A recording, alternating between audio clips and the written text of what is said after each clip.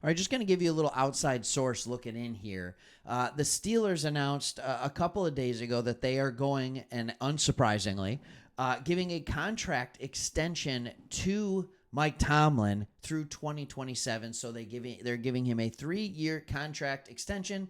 This coming off the most recent 3 years of 9, 9, and 10 wins. We are going to break down who Tomlin is as a coach, but also why he is the guy that everybody else wants.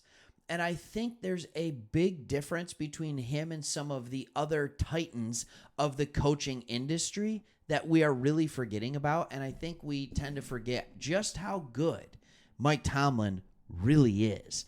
And so as a Steelers fan, you can be bored, you can be whatever you want. He's been your coach since 2007, all right? But the players aren't, so you shouldn't be.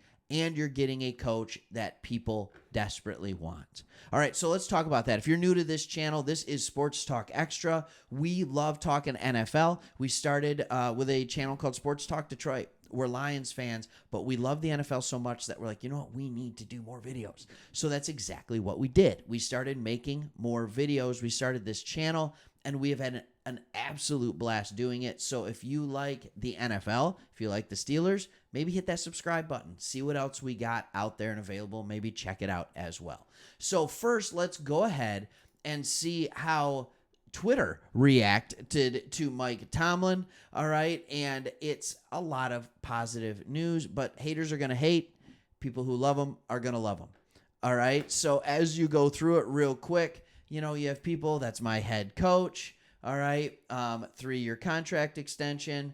You got all these people that are happy, and they told me a contract extension wouldn't happen. It's going good. All right. This is a good meme going for it. But if I'm going to be honest with you, I don't care about the media that much. I don't care about the randoms. I care about what do the players have to say. All right. A veteran cornerback said, that was the one thing that drew me to this place and made me fall in love with it. It was the consistency. All right. The way in which this organization has been run throughout the years has been phenomenal. That's Dante Jackson, who signed here coming from the Carolina Panthers. He wanted that. All right. From a person like me who I felt like every offseason I was kind of unsettled. I didn't know what was going to happen, what was going to go on. It's good to see that this organization really cares about the culture and cares about everything that's been happening and been established. It's just good to see and good to be a part of. All right? Yeah. He has been the Steelers' third head coach since 1969. That's insane. All right? The team I go for, the Lions, have probably had 20. Right? It is just nuts. I think it's like 17 or something like that. We got a good one now. But anyways, that consistency can't be taken for granted, special teams captain Miles Killebrew said.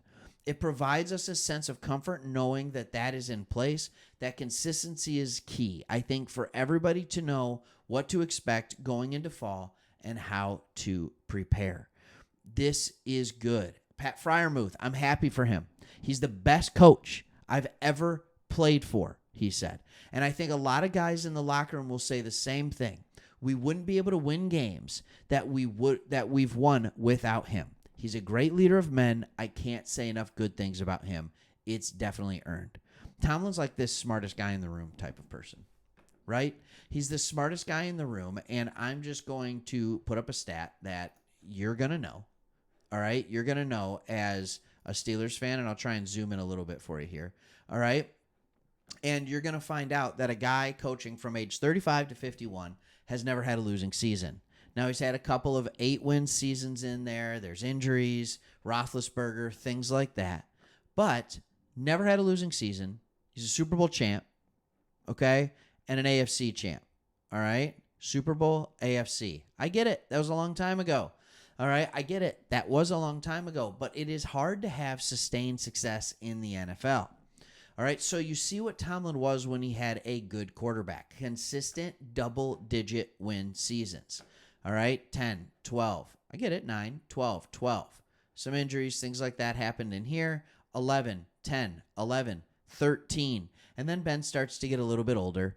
All right, 2020, somehow they managed to go 12-4. I'll never forget that. Like, how are they keep winning games? And this is the outside perspective that I think you guys need in just a second.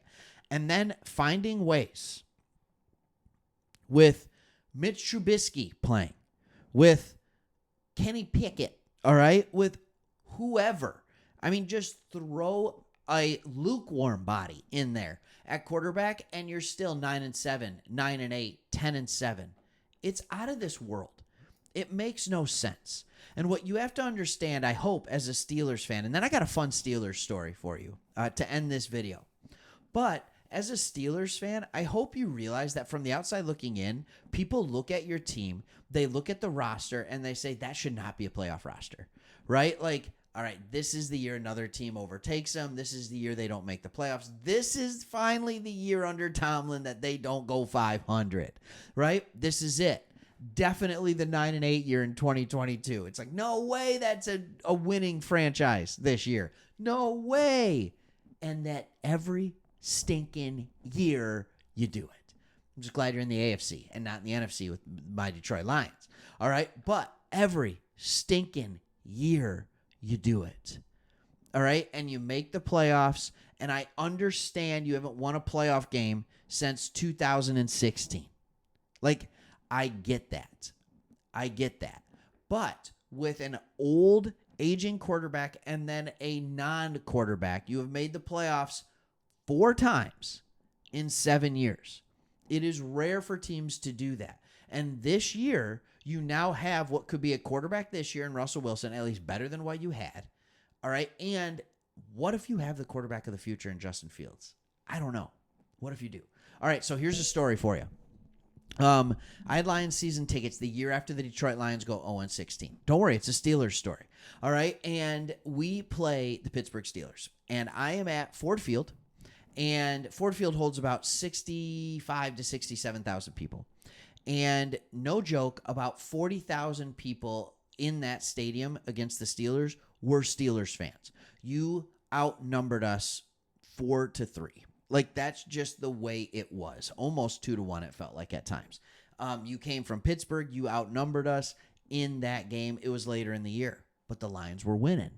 All right, the Lions were winning, and we had on the way in, you know, you got your terrible towel. The people were making and selling, it's official, were terrible towels for the Lions. Remember, we're coming off an 0-16 season. We're probably about 2-12 at this time, and Matt Stafford's our quarterback as a rookie, and all of a sudden, Rory, the mascot, shown on the big screen, and he's got a terrible towel, and he's pretending to eat it, right? Throws it on the ground, stomps on it, rips it, all that kind of stuff. I look to my right, and I see this Steelers fan, all right, bald as can be, all right? Call him cue ball if you want, right? Just bald as can be. And this dude is just looking at me. He's like, and he's just so mad. I'm like, what's up, man? Like, what's going on, right? Like, he's across the aisle from me. I had made friends with the other Pittsburgh fans, great fan base, right? And we were hanging out, and he just looks at me. He's like, too far, man. Now, he's hammered. And he just starts, he makes a dead bolt at me because I'm like, all right, we're fighting? What's going on? Right? This makes no sense. I haven't been in a fight before, but all right, why not? All right, here we go. Steelers-Lions. Thing is, he doesn't realize that there's a pole that you walk up, when you're walking up the stairs for those who need help to grab the pole for balance. He doesn't see it, smacks into it, falls over head first on it. Steelers fans surround him. It's all good, man. It's all good. No fight. I like to say, got in a fight with a Steelers fan and I won without even throwing a punch. But other people might see it differently. Anyways, fun Steelers story for you. If you want more coverage on this, make sure to like this video, hit that subscribe if you would. Otherwise, don't. That's okay. Feel free to wait and watch more videos as well. Thanks so much for being here. You got the guy everybody else wants. See ya.